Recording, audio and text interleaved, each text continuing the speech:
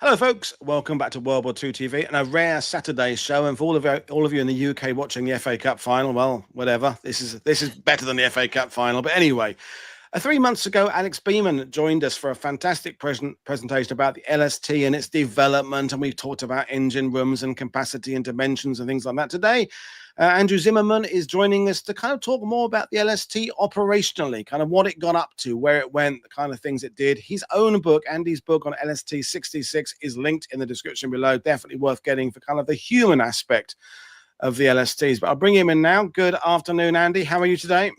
Good. How are you doing, Paul? I'm good. So we were just talking about, the LST and your work on this, and we were talking about sharing history. You're a history teacher, and how, before we get into the LST, anyone who watches World War II TV knows that logistics are at the heart of every single aspect of World War II. Getting stuff from one place to another, and the inability to get stuff from one place, that is what is the downfall of Rommel in North Africa and the Third Reich in Soviet Union. If you're teaching history, how difficult is it to kind of make logistics sexy, or does it not really come in when you've got to kind of talk about leaders and geopolitical situation? Because you're unashamedly a logistics guy on the sly, aren't you? Yeah, and so it's kind of ironic. That's the perfect question to start this off with, because with my background, as you know, it's more merchant marine, and so I could talk for days about merchant marine, but it's funny that I not only wrote a book on LSTs, but that I got into teaching not only history, but as I've kind of morphed through my career, I started a business program. And one of the classes that I just started this year is logistics. So I tried to think about, over the summer, all I could think of was, how do you make it sexy? How do you make it something that, I mean, to use your words to a T, how do you make this interesting for high schoolers to understand just how vital it is? And what I came back to time and time again, as simple as this sounds, is, where does your shirt come from? Where do your groceries come from? Just simple things that even in small town America, they can understand of, okay, when I look at this and it says Vietnam on here, how in the world did this get there? Nobody ever thinks about something like the Merchant Marine. Actually, I don't know if you can see behind me, but everything I have behind me is all Merchant Marine related. So that's kind of the crux of it all. And then, as the year goes on and we're understanding simple things like tariffs, which are a big topic right now, or shipping delays, like when you had COVID, those are things that at least people can bring the subject home. And then from there, I kind of build into, ironically, what I covered a couple of weeks ago in class, which is logistics of war, and just how you cannot win a war, as you said. How did your GI chocolate get there? It's seriously, when you think about Germany in World War I and starving out its people, you could go back through history so many times and figure out just how important logistics is. So this is something that kind of near and dear to my heart. Exactly. It's that aspect that the only kind of sense we get of it is when something like a big storm happens and the power lines go down and a bridge gets washed out or something like that. And you realize in our modern world how quickly we are for everything kind of breaking down. If food doesn't get through, if the fuel doesn't get through within 2 or 3 days, we're all a bit hopeless and stuck, aren't we? These days we use electricity to charge up every single gadget we have in it. And, I was sort of talking to my dad, and we're going down a rabbit hole now. My dad used to be involved in the construction of new houses, and how new houses now will have like an app to control the lighting as opposed to actual switches to control the lighting. So if your phone goes down, you can't even switch the light on in your basement to go and get to, and that weird dependency we have on everything working. And in World War II, we do study all this, what was Patton doing, what was Monty doing, what was, Zhukov doing. But the simple thing, as I said a minute ago, is that without the stuff, without the sinews there, doesn't matter how much of a genius you are, if you simply haven't got the fuel to move, or you haven't got the ammunition for an assault, then that's it. And that's where we're going down a side track. That is where the LST comes into thing, is that ability to get stuff in huge quantities to everywhere the USA and other nations need it. So with that further ado, I'll bring up the slides. And Okay. folks, kind of fire away with questions. We will do that, but I'm gonna hand over to Andrew to kind of take us through this. So yeah, the large slow target, or the long slow target, depending on which veteran you meet, which way they remember it. Yeah. So first of all, I want to tell you thanks for having me on. We go back quite a ways, and I to this day, you know, after having your tours almost 15 years ago, I tell anybody that I know about you, about your channel, and all the value that you provide to everybody. So I'm thrilled to be on here and talking about this. And what you mentioned before, actually, and I'm getting off topic for just a second, kind of reminded me of a merchant marine story. When you're talking about you literally don't have the fuel to get where you need to go. And one of the stories that a lot of people skip over is about the SS Ohio. And all about how do they get the fuel from the United States in a huge convoy over to Malta to stop them, the Germans and the Italians, from getting the fuel in the Middle East, and to keep their fighter pilots going in Malta. And you look at Malta, and I mean, it's just a speck in some respects there. But being able to hold out against them to stop them from getting all of that oil over there is so critical. So that's the main crux of today, is how much can we put onto some of these ships. So just a little background of me real quick, as if you haven't heard enough already, but I'm a graduate of the United States Merchant Marine Academy. So I've been all around the world on various ships, and that's just by nature my passion and my background. I'm a grandson of Bill Hughes, who was a veteran of the LST-66, which is what my book is about. And there's some funny stories there just within his history. As you mentioned, my book is called We Got Each Other Home, the story of World War II's legendary LST. And when I wrote that, there really was almost nothing out there. And to be honest, to this day, there really aren't many books out there on LSTs. I know when I put out mine, there was just a generic book that had been sold in the UK, and maybe Mel Barger's book that was for the LST Association, but that was really it. So it did take a lot of research just to get that thing done. And then I'm a teacher by trade. Brilliant stuff. So there's the book right there. What was the motivation, behind this, just briefly? So you can see the gentleman in the picture with me there.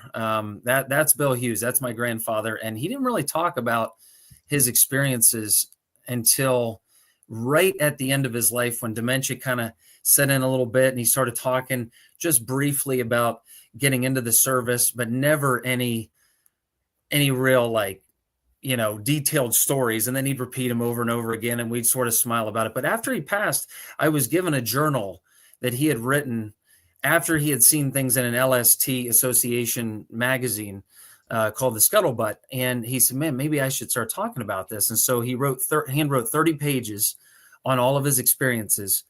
And we got a copy after he died.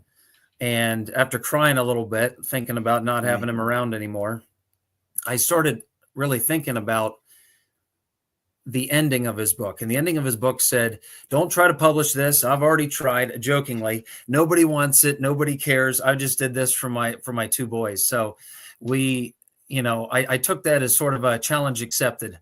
And I went down, and as Alex said, you know, there's the LST 325 down in Evansville. And I drove my wife and I down there, and we toured the ship, and it just kind of hit me. I need to do this at least for family. And so I thought, let's just write a short story here, put his journal in there, a little bit about the ship, and then pass it out to family. And then as the research started, as you know, it just, the stories go, you meet more people, and then it just takes on a huge life of its own. And so as you'll see in here, the LST 66 was enormous during World War II. And I never thought my grandfather, who never talked about it, would be on a ship of that sort. So, and just to kind of jump in here, that period when you wrote the book, that was in the real period of just books coming out hard and fast about veterans in World War II, because it was, as you were saying, it was just at the last chapter of when they were around, and most of them have now gone. But a lot of those books that were coming out 15, 20 years ago, they were paratroopers, fighter pilots, commandos.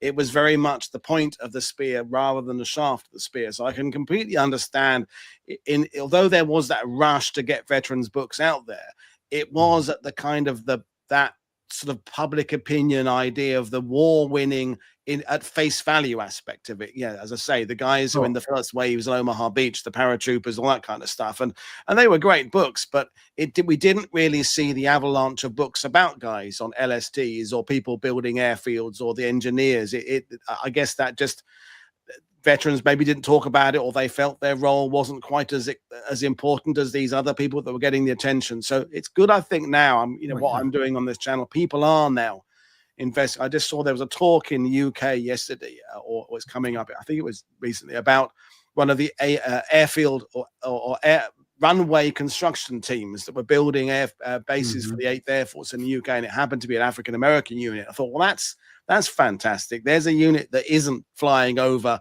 into combat, but they are part of that background of the 8th Air Force. I'm glad that there does seem to be interest now in digging a bit below the surface and bringing out these, I don't want to call support units, because that sounds that doesn't give it the level of importance, but the units that aren't those, first wave kind of people. So it's good. No, I love that. And I was just reminded of one of yours, yesterday, I think, about the Spitfires. Yeah. So, all of those stories are now coming out, and I was guilty. I was reading up everything possible 15, 20 years ago on Band of Brothers, everybody's story. And my grandfather passed away in 2009, and he was older. And I think the last veteran from the 66 passed away somewhere around 2018, 2019. So right. Yeah, it's been a while. So I love all these kinds of topics. So that's kind of what we're going to dig into. Brilliant. So I want to briefly mention Alex, because one, I really enjoyed his talk a couple months ago, but really if he hadn't done that, then I would be talking about a little bit of the nuts and bolts, really, as you mentioned at the beginning of the show. And so I think what I'm glad that he pointed out that a lot of people don't mention about any of the craft back then by any country is just how basic some of these ships were. I kind of put in my book about it was kind of the right craft for the right timing, for the job. Can you imagine no frills? No frills. Can you imagine something like that today? Right. It's all on pure numbers and volume back then. And today it's just cost overruns. And you'll see a picture later on of an amphibious ship that I worked on in DC. And just total yin and yang on these things. So I want to thank him for talking about all the basics of that ship and the numbers and everything. That kind of saved me a little bit of time here. So, and the link to Alex's show is in the description below, folks. If you haven't seen that one and want that kind of other aspect of the story, then follow the link later on. All right. So kind of getting into things, he touched on this a little bit, but I just want to highlight it again that, if we're looking operationally here, what were some of the problems that they really, when you're thinking of amphibious landings, we haven't really, we're really diving into it for the first time on a major scale. So yes, again, we go back to Dunkirk and the large scale evacuation. And so when I did my original research, Christopher Nolan's not putting the movie out yet. We don't have this, this big understanding of what Dunkirk was. And so, just that severe need there and sort of this foresight by Churchill to say, we really need something here that's going to be able to land on these beaches. And I still think it's a miracle. I don't know how in the world they got so many people off of the beach like they did. I think of things like Guadalcanal, where, we're just trying to, as I teach my students, when we look at kind of this big orange ring on some of the maps of how far the Japanese were able to get in the Pacific. And then I call it the 300 moment, right? Where they're getting pushed back, and then all of a sudden the feet kind of dig into the sand there, and then they start going on attack. And that's your Guadalcanal. And so what I try to get people to understand is just how we weren't ready at this point on a big scale for landing vehicles. So we're dropping these guys off from, destroyers, cruisers, etc., into these small landing craft or Higgins boats to try to get to the shore. And, that's what the LST kind of brings to the picture is how much can we deliver directly to the source, but understanding that there's some limitations there, like I think of Tarawa, with not fully understanding the tides and the coral reef and sort of the natural disaster type things, the natural environment that you see all throughout the Pacific in particular, because you don't always know what you're going into. And that's what I think makes, again, the LST so unique, because it was a utilitarian type ship. So we'll get into more of that. It's weird, Andy, that those things like Dunkirk and Guadalcanal, that where things didn't always go perfectly. I mean, Dunkirk was we mustn't paint it to be anything other than it was. It was a defeat that we managed to kind of construct into victory in it. And it was, in the end, a kind of an efficient program to get those guys off the beaches, but it had to rope in every single resource, all the aspects there to get it. So those were really big warning shots of the Allies having to get themselves sorted out in terms of logistics, isn't it? No, we need to approach this with a big solution at the top, not kind of coming up with these inventions and kind of temporary measures on the fly, because that's what was getting us through Dunkirk. It was temporary fixes. And Guadalcanal, same thing. We're going to have Dave Holland coming on to about his new book later this year. It was all sort of short-term, temporary fix solution stuff, but it did get everybody thinking, no, we need to look at this properly. Oh, absolutely. I mean, I'm still astounded that they saved as many people. And honestly, it was just from pure, I don't want to say luck, but that the Germans did not know to what scale they had them sort of stuck there, or at least that's how my research has always shown it. So I think, man, I just, so that's really incredible. So we'll kind of dive into that a little bit as we go on here. So what are some solutions and strategies moving forward? Development and large-scale production of the LST, right? I mean, especially after Dunkirk, Churchill realizes this and kind of says, okay, now who can we work with? And Alex covered a lot of that development there, but we realize, okay, we need to create them in mass, sort of like merchant ships.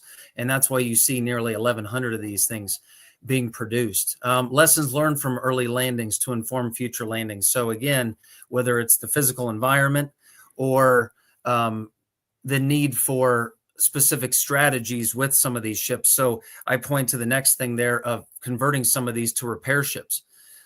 So knowing that, hey, we don't need all of them there. Yes, we're short on these things, but we don't need all of them there. So let's convert some of these so that we can do some mobile repairs, which I think, you see one of the first times that we really experienced that. The overall utility, I could talk for days on this, but just the idea of the fact that it's a hospital ship. It's taking troops, it's taking tanks, it's taking cigarettes and toothpaste. If you can come up with it, it's basically going, as long as it can fit, it's going on this vessel. And that's something that I think of all the time. And actually, and I'll come back to this section, but, I have a little thing in my book, and you'd recognize the name Sid Phillips from the Pacific and the Marines. But when I'm looking at my Cape Gloucester chapter, I mentioned how he's getting ready for the trip to Cape Gloucester and recalled, we left Goodenough Island on LSTs so packed with supplies and equipment and ammunition that we just rode and slept wherever we could, under vehicles, on tanks, on piles of boxes, just anywhere. And part of me, I love that story, because part of it is saying, they literally took everything. And as the comment said there, they are the workhorse of the fleet. But also, what did these guys have to put up with just trying to get from one place to another? Yeah. It's like, could it get any worse for the Marines in some cases, in the Army in some cases, just having to find a spot to sort of sleep? So I love that story. And then overall, like pre-landing bombardments, right? I mean, I think that we all throughout the war, all across, every country is trying to figure out what is the most effective way to, you and I talked about this whenever I was on your tours in Normandy, how effective, how ineffective some of the pre-bombardments were for leading up to D-Day. Same thing in the Pacific.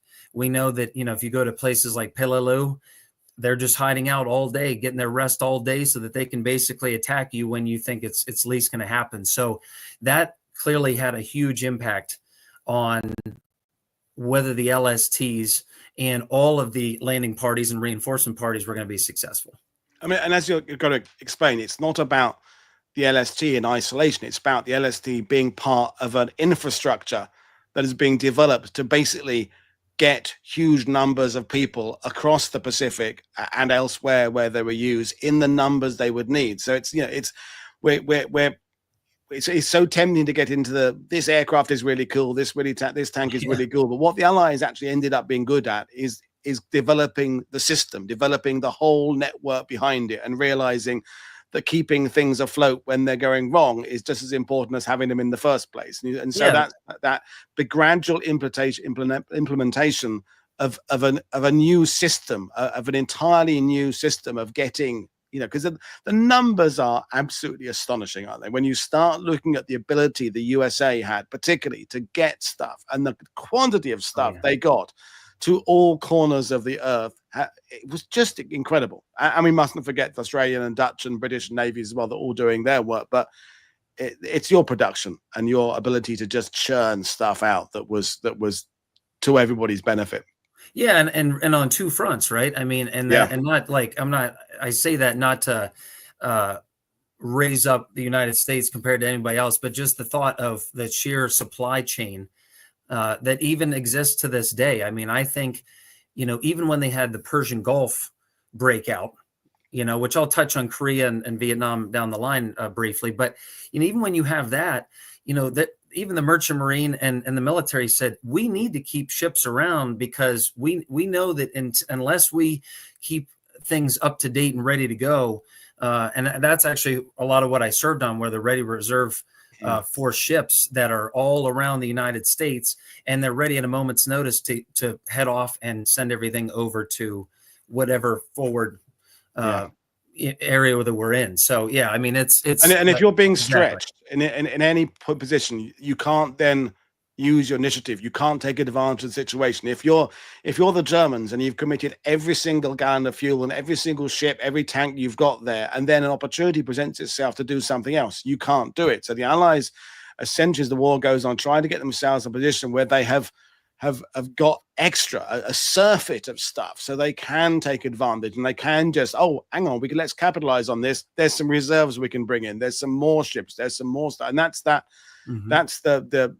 the more that goes on, the more the Axis are struggling to compete with that, because they just can't. So it becomes an avalanche of just stuff coming at them. And when but anyway, I'm digressing into I love this, but you're right. That's how you win wars. That. So it's all about, do you have more stuff? You could go back to the American Civil War, JD just said it well. The logistical challenges of the Pacific theater alone are more than my brain can fully process. And I think that's where we are. It just ends up becoming numbers where, with way too many decimal points in places, and you go, I just can't take that on board. When you said, like you did earlier, like cigarettes, I mean, someone probably knows exactly how many 5-pack cigarette cartons were sent to the Pacific, and I'm sure it's billions. It probably, certainly millions and millions, maybe not billions, and that's one thing.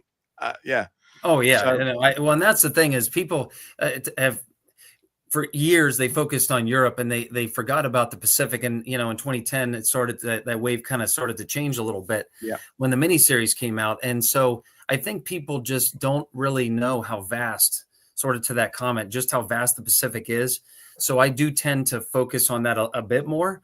Yeah. But I mean, even think about logistics, and I don't want to get away from this too much, but just even China, Burma, India, that whole theater of, I mean, how are you moving things over mountains and so on. So again, I mean, you can't stress enough just how important it is for not only winning a war, but keeping morale up at home. Yeah, exactly. And over there. Yeah.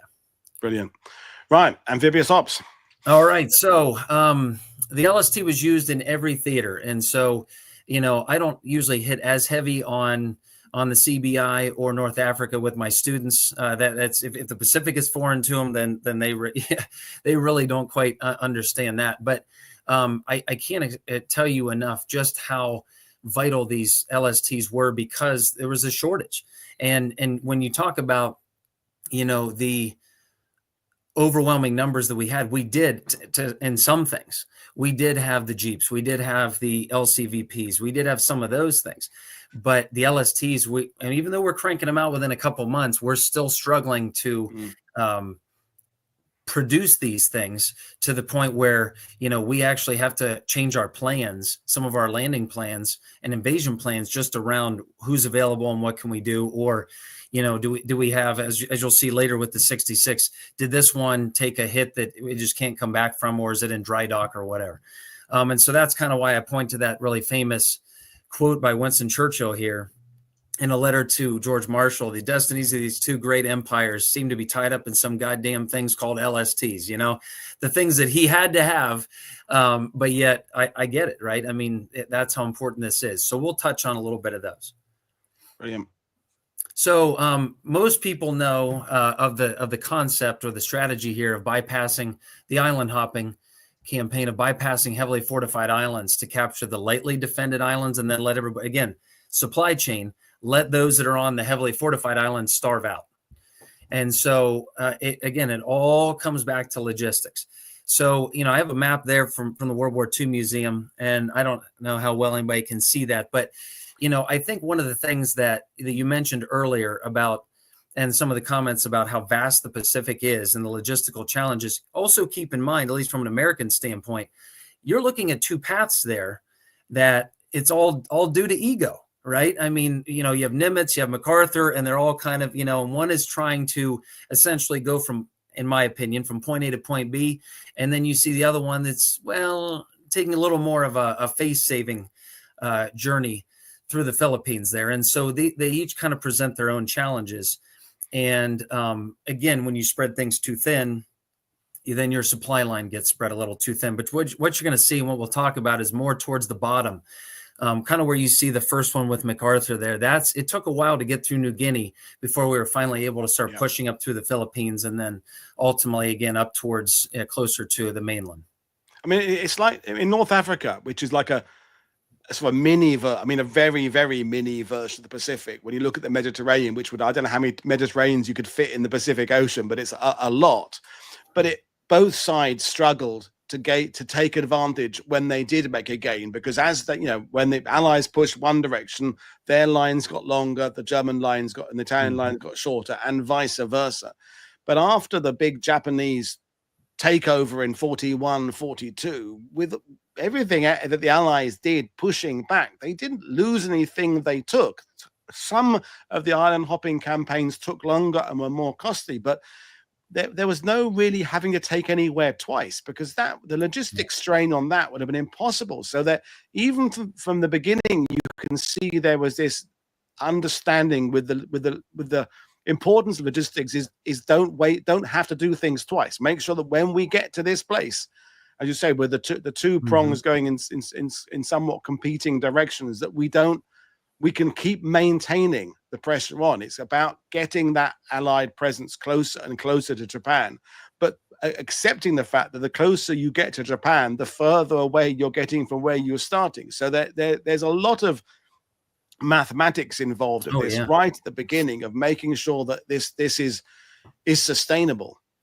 Absolutely. And as you'll see on the next slide, there's when I kind of look at some of the different invasions here, I'll talk a little bit about the first three in particular. But when you look at the fourth one down there with Peleliu, again, when you're planning and you think this is which islands are critical to take over, which ones, can we accept losses to advance in the Pacific? The fourth one to me stands out more than any other, simply because of the severe losses by the Marines there. And something that tragically they determined later, maybe not quite. And I hate to say that, but And so, I mean, that's really, as you said, how do you starve them out? How do you, again, go back to some of your bases, but yet also continue kind of moving it forward? That's something that, again, extensive planning. So we'll look at Cape Gloucester, a little bit with Leyte Gulf, Zamboanga, which a lot of people haven't heard of that particular area. And then, of course, the last two, everyone knows it, should know about them. So, yeah. All right. So I'm going to touch for a little while, just because that seems to be my specialty, on the LST 66. And so, good.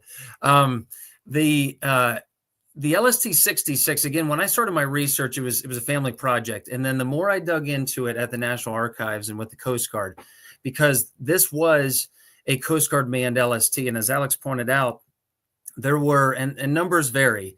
I've seen 77, as I have in my book. He said 75, but somewhere around that number were basically manned by the Coast Guard, still under Navy direction, but manned by the Coast Guard. And this turned out to be the most decorated Coast Guard manned LST of the entire war, and tied for second most with, about 5 to 7 others for the second most decorated LST of the 1,052 that they produced during the war. So, of course, that kind of blew my mind, thinking my grandfather of all people happened to be on that ship. And then, as I'm moving through here, I'm meeting other veterans, and I'm talking to these guys, and some people are still alive. Some it's just their family. One guy in particular that I wanted to highlight for a second was a guy named George LaFortune. And so he, movie star, good looks and things like that. But this guy actually served on the San Francisco and was at Pearl Harbor, and then said, all right, after serving on one of the most decorated ship, then he turned around and joined the LST-66. So these guys pretty much saw it all. Two of the guys that I'm really going to focus on here, a guy named Little Joe Gerzak and a guy named Robert Goldman. And not to belittle anybody's contributions on any of these ships, but these two stand out for some reasons that you'll kind of see here. So why'd they call him Little Joe? Well, I guess you can kind of see his height right there at little over 5'6". He's from Philadelphia, Pennsylvania, and he had just been increased in rating to signalman 3rd class. And so they end up going just on Christmas Day and December 26, 1943, to Cape Gloucester. And most people think of Cape Gloucester, they think of the Marines, they think of the terrible conditions there. I'm going to tell you a slightly different story. So they're unloading cargo here. And what we'll see is, it's a mixture of initial invasion landings and a ton of reinforcement landings. And that's really the big difference there is, people tend to think, as you said, front lines, tip of the spear there, first wave, but they don't always think of the back end of it. And most of what the LSTs did was on the back end.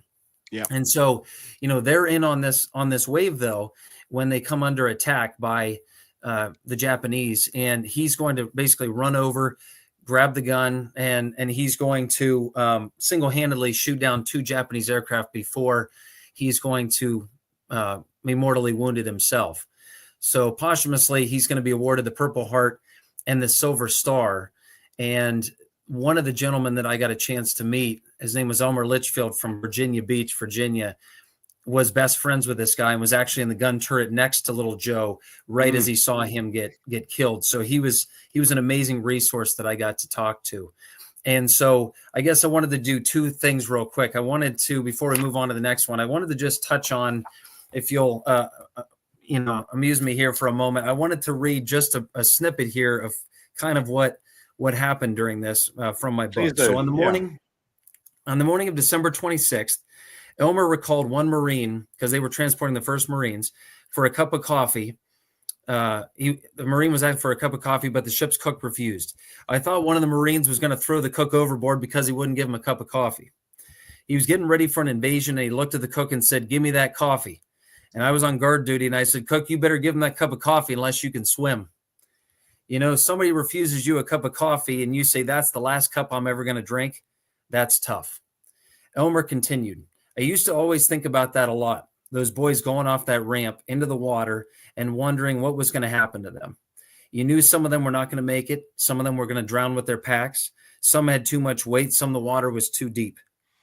And he basically goes on to talk about this idea of, okay, it's bad enough for us. It's bad enough for Little Joe, which I'll hit at in just a second. But, these guys are living with sort of the before and after also of seeing these guys get back on board or leaving them, knowing that they're probably not going to see a lot of these guys again. So there's clearly, some mental and emotional stuff going on there. So when Little Joe gets hit, I asked him about this, and he said, when I spoke with Litchfield years later and asked him about his friend Little Joe, he was quick to note he was a good, wonderful, jovial kind of guy who was always positive and one of his best friends. I watched Little Joe go down in the turret. He was right next to me and a good friend, but I didn't think about it at the time. In retrospect, there's a lot to think about out there. It's tough to think about combat afterwards. It's tough to think about little Joe. You really don't have a lot of time to think when it's happening, but I was never afraid during the invasions. But when I would think about it afterwards, the hair would stand up on the back of my neck. And so that line has always kind of stuck with me because, you know, you wouldn't, right? None of these guys do. And I remember even thinking back to the paratroopers of the thought of, you know, oh, I'm trying to think of who it was in the miniseries, but he said, you know, we all had fear. We were all afraid, but some people could handle that fear. And he said, I think maybe I was one of them. And that's really what Elmer and somebody like a little Joe, that fight or flight response, you know? And so because of his actions that day, he is actually the namesake, one of two from the LST-66 to have ships named after him. So on the next slide, what you'll see is I was fortunate enough, this was pre-COVID, unfortunately the other one was during COVID, where I got to be a part of the commissioning ceremony, and I was named an honorary plank owner, which was, I mean, talk about an honor, that I get to be sort of the representative for the ship, as most of the guys are gone. And also I get to speak on behalf of everybody there and be a plank owner like Elmer Litchfield, like little Joe Gerzak. So you can kind of see on the left there some of the posters that they made up, and I'm getting ready to give my speech. I got to hand out my book to everybody that's now on board the Gerzak. And then you can kind of see, I had a part there that, you want to talk about history, Paul. I was the long glass presenter. So I got to do a ceremony that dates back to the 1700s and more or less bring the ship alive, which was fantastic. Wow. What a great honor. Fantastic. Oh, it was wonderful. So that was a great thing. And then, you know, when we look at the second gentleman there, his name is Robert Goldman. And Robert Goldman was a pharmacist mate on the LST-66. And at Leyte Gulf, which we know how massive the invasion of Leyte Gulf was. And my grandfather had a great saying going in on the invasion, which was, I knew MacArthur said that he shall return. I just didn't realize I was going to be going with him. And so I love that saying, because that's so my grandfather to sort of say, I can't believe I volunteered myself for overseas duty. But once he was over there, you know, the stuff that he did was just incredible. So they get into things pretty hot. And actually there's a kamikaze attack on the 66. And, you know, in the moment, it was one of the most, like, I mean, I can picture it all right now because I had so many oral histories, as basically the kamikaze is going to fly down and it's going to go right across the bow. And it's only, I mean, it's just meters above their head. Pilot is smiling. You see the scarf on him. And basically at the last second, they were able to throw him off his course, and he slammed into the starboard quarter of the 66. Otherwise, it would have taken out the entire wheelhouse and killed many more people, and even rendered everything useless, essentially. So he crashed into the starboard quarter, ironically, right where Elmer Litchfield was a week prior, but then he got sent home. And so he crashed in there. And so there are guys that are trapped under some of the gun tubs. There are guys that are on fire, that are bleeding. Fuel is everywhere. Goldman is actually wounded from shrapnel and burning. His back is on fire. And he still ran in, grabbed medical supplies, ran back out, and basically grabbed torches to free those that were trapped in the gun tub. He is treating those with morphine, anything that he can possibly do. Meanwhile, those are screaming at him that you need to be treated. Your back is on fire. And he said, others are hurt worse than me. And again, you know, the sacrifice is just blows me away. He will survive, lives well into old age. I'm in touch with his family. He's awarded the Purple Heart and the Bronze Star for his efforts. And he will also be the namesake for another fast response cutter for the Coast Guard, the Robert Goldman, which I unfortunately didn't get a chance to go to that ceremony because it was in the middle of COVID and it was family only. But it's one of the rare times when you have two people from the same relatively unknown small vessel that now has two ships named after them, you know? And so I think they're finally starting, as you said, to bring some of these stories to light of the importance of all these other aspects of war, the LST. I mean, the unfortunate thing in a weird way is that as the Allies got better and better at mastering logistics, the guys who are being transported, Marines landing on beaches, infantry landing here, there, and everywhere, you don't tend to notice the things that the support network around you when it's working more efficiently. You talk about it more when it's working badly. So you get more accounts of people talking about the crap organizational logistics in the early war. And then by 44 and 45, it is working better.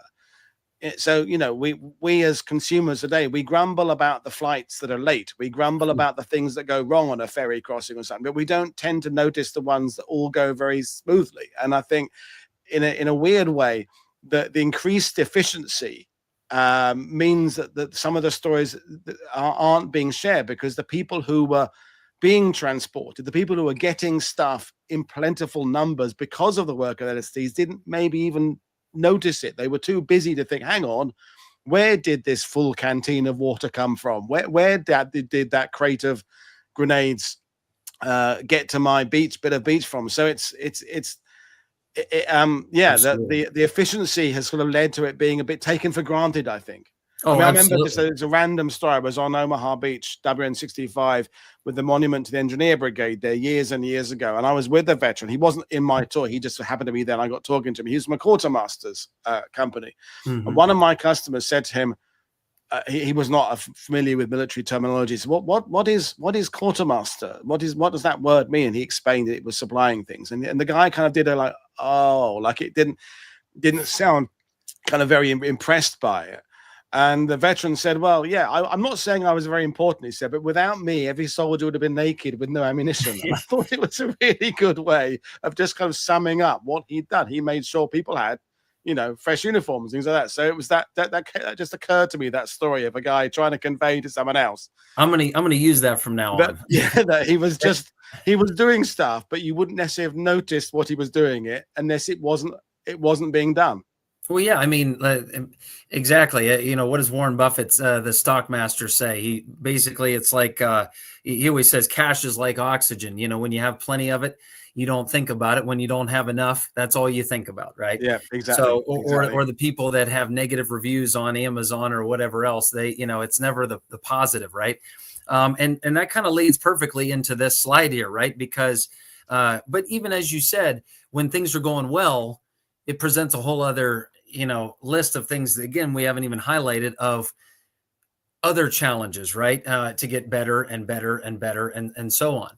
And, the thing that I want people to understand about LSTs, other than the obvious that we've been talking about, is also just the daily life of those that were on board these ships. And I think that's very similar in a weird way to those that are on the front lines. I mean, you have moments of boredom, not as maybe as many when you're on the front lines as you would on the ships, but you have moments of boredom, and then you have those of sheer terror, right? You have your Leyte Gulf moments where you have a kamikaze pilot, and you have your Cape Gloucester coming under attack, and then you have 5 to 10 days when you're just trying to get back to Humboldt Bay and a few other places and just try to have some R&R, fix up the ship. You're scraping barnacles off the side. It's not all glitz and glamour, but I feel like people that study war, especially world wars, as you know, they glamorize. I mean, Hollywood, everybody, they glamorize this stuff. But, again, where is the war won? It's in those moments that nobody tends to talk about. That's when managing morale is so much more important in some ways than when you're really busy. I can't imagine when an LST is unloading its supplies on a beach and there are hostile aircraft in the area and you've got to get that urgency. That's not the time where you need to, motivate people. That clearly the situation is going to motivate. But a few days later, when the wind isn't blowing and the temperature is up and you're inside LST and it's like an oven and you're tired and you haven't, that's the moments you've got to kind of remind people that what we're doing is really important.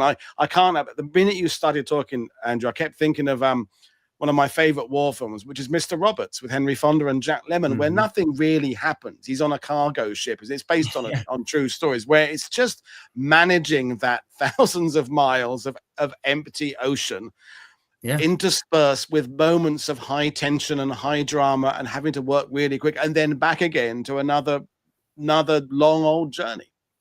Yeah. And again, you talk about the morale and the motivation. I think that led into some of the stories that I heard about. And boy, I wish that when I was in the Navy, they let us do stuff like this. But, they said, hey, it's hot here. You guys have a dangerous job. You guys at times have a monotonous job. And so as long as you have steel-toed boots on, as long as you have, some kind of footwear on, we don't care whether you have clothes on or not. And that's one of my favorite stories because I just think, boy, the military's changed quite a bit, but when you think about the sheer amount of volume and just odds and ends that they would put on there from, you kind of see in some of the pictures there, but from any sort of landing craft to all the consumer goods that we talked about earlier. I mean, one time it was just loaded to the gills with toothpaste. But to later on in the war when, hey, let's just have some entertainment on here to bring some reality, some home life to here. And you could see some of the movie screens in the middle of all of the cargo. I love this picture of my grandfather in the upper right there, standing at the top of the conning tower. And you can see all of their invasions, all the Japanese aircraft that they've shot down and some of their decorations there. And that was just a common place that people would go up for pictures and goof around. And of course, if you're crossing the equator, you've got all of the ceremonies there, but that's the camaraderie, right? In those moments, both the terror and the regular, that I think made it so great on board there, and so, and to go back to the moments of sheer terror, let's talk about Zamboanga for a second. So Zamboanga, in the Philippines, again, sort of an afterthought, but 1945.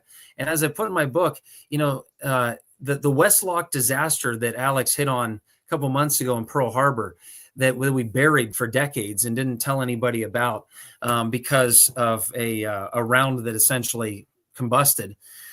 We had that was in the back of everybody's mind from a year prior, as they are loaded to the gills with ammunition and gas to get to Zamboanga. So they're landing there knowing that there are planes everywhere. And again, as you said, like, you don't need any motivation there, but clearly they're moving as fast as they can. How efficiently are they doing that? Is anything breaking down at the time, right? And the minute that they actually are going to pull off the beach, they come under attack, and everything that they just placed onto the beachhead there, it explodes. So, a little bit of luck there, a little bit of, so again, when you think about this, how some of these guys even got home is sometimes just a miracle. But I want people, again, to understand, yes, what some of the movies characterize it, but it's a lot of boredom, everyday run-of-the-mill stuff, but yet you can't get complacent, with any of your duties, but then mixed in with sheer terror. Okay. Just while we're on that subject, you said about the either 75 or 77 kind of Coast Guard manned LSTs. Was there a fundamental difference in the structure? I mean, was this? I mean, I'm not going to say like amateur or professional, but tone, ranks, how procedures. When obviously the ship works the same way, the job is essentially the same. But was there a different kind of spirit among the Coast Guard crews? I would say there is now.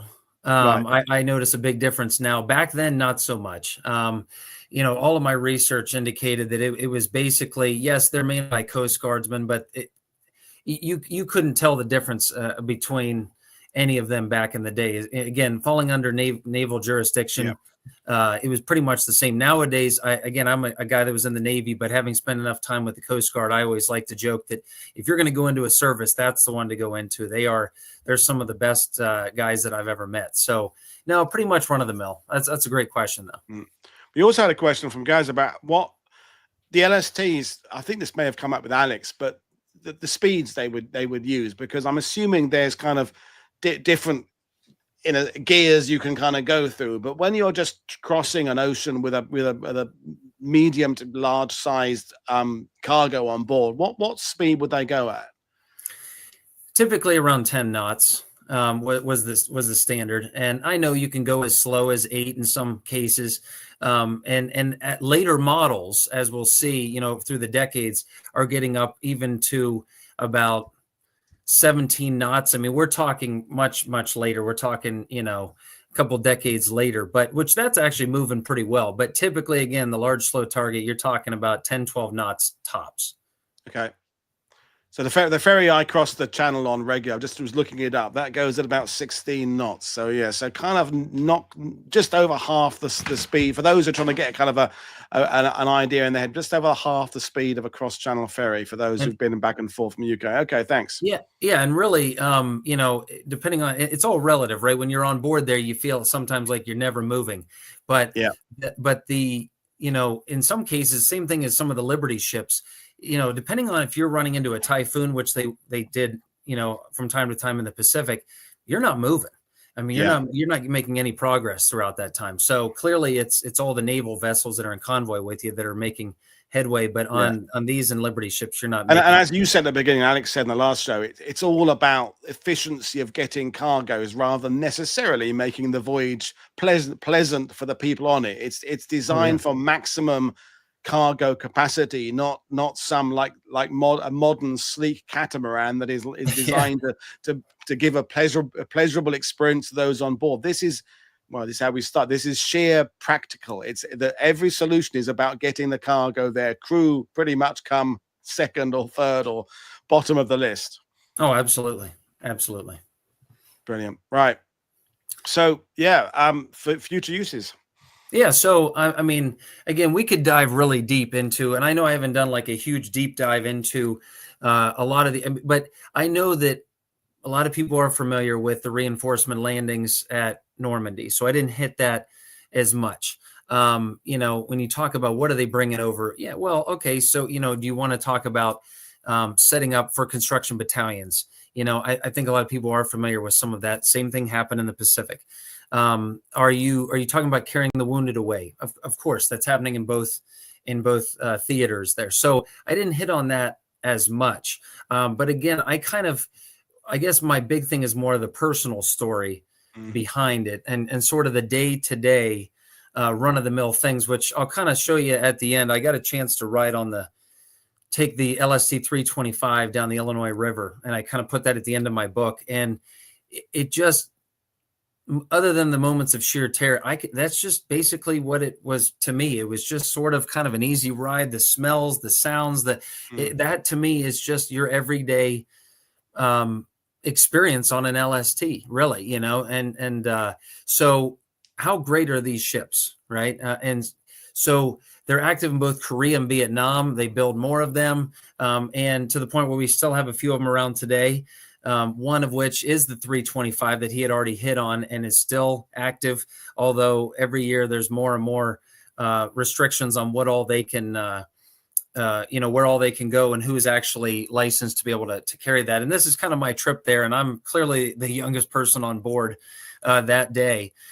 But when I got on there, you know, for me, it was a sense of, okay, I've researched it. I know what LSTs do. I know where they went. I know the impact they had. I know what people were telling me about them, but I want to experience it for myself. And same thing with going to the beaches and everything. You need to be there. And so when I was on board there and the diesel fumes were just everywhere. I mean, that's the thing to me, those little nuances that people don't really think about, or the fact that it's a flat bottom ship and guys are just sicker than a dog all of the time. I mean, again, it's one thing when you're beaching and it's bad enough to the slamming onto the beach itself, and all the other operations that we talked about coming under fire or cargo operations, but just to be underway for 10, 15 days. I know my grandfather, when he first got on board, it was 21 days straight. And, you know, your mental capacity alone cannot handle so many days at sea. I know that from firsthand experience. But then you've got the diesel fumes everywhere. Again, it's not a large ship at 328 feet. So you're really in close quarters with each other. Again, as you said, you're kind of crammed into one small space with your bunks, and you're an afterthought, as you said. and what is this life like? And one of my very, very close friends, he was the last person from the 66 to pass away, was a guy named Joseph Dahl, and he was one of the cooks on board. And so we got to eat lunch on board there. And to me, just walking around the engine room, the smells, the sounds, and then getting to go in and eat there. I know it sounds trivial, but stepping into the footsteps from, at that time, 70 years earlier, gave me somewhat of a sense of, okay, I can see why this happened here and why this might have happened and why they might have thought this. And, and you can't help but be close to one another. They talk about in combat how close you get. Well, even on a ship that's 300 feet long, or nowadays 1,000 foot long, you still, there's that camaraderie there, And I wanted to point back, if you don't mind going back to the previous slide, I wanted to show you on the lower left there, that is the LHA-7, which is the America class amphibious ship, basically the grandson, if you will, of the LST. And I worked on that when I worked in DC with Navy shipbuilding. And I mean, look at the drastic difference clearly between billions of dollars and, very minuscule amount of money overall for the LST. Again, practicality versus politics and beauty on the other hand. And so, again, without this ship, I don't think people truly understand. I'm so thankful that Alex came on as well so that we could highlight this, because nobody for years has understood what a landing ship tank is. And I want to highlight as much as I can of this for people. And I hope that some will pick up. I don't mean this as a shameless plug, but I hope some people will pick up my book or any others that are on LSTs, because the thousands and thousands of men who served on these things and the Marines themselves will tell you just how vital these ships were to their operations and how good the guys were on board there. So, and your last quote, I particularly want to, draw attention to that. If a guy had to be on something, this was it. And I've kind of hesitated saying it this whole presentation. That was my grandfather. And that is the 66 after the war. And you can see on the starboard side closest to us there, all the black along the side of the hull. That is all from the kamikaze attack. And it probably would have been the most decorated LST of the entire war, but they would not let them participate in any of the landings with Iwo Jima and Okinawa, because it basically had to limp back to the States just to get the guys home. And my title actually comes from something similar to all of that, which was from Frank Detner, a guy that I met, and he suddenly passed away shortly after we met. We got each other home, right? We were, some of us were best friends. Some of us, we were just, comrades on there essentially, but we got each other home safely.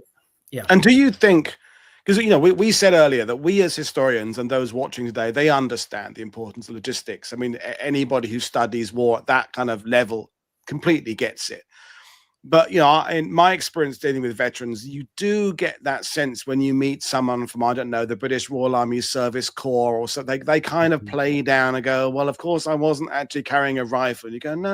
And you have to kind of remind them that they were essential there. But do you think, in that immediate post-war period when the LST veterans and indeed the other ships that are part of this general support network that we talked about, the cargo ships, do you think they kind of really got what they had done? Because the headlines, the victory parades would have focused on, like we said, the paratroopers, the infantry, the Marines, the flag raisers in Iwo Jima. Do you think that it's a broad question? Of course, everybody's experience will be slightly different, but do you think they understood just what they'd done and how important it was?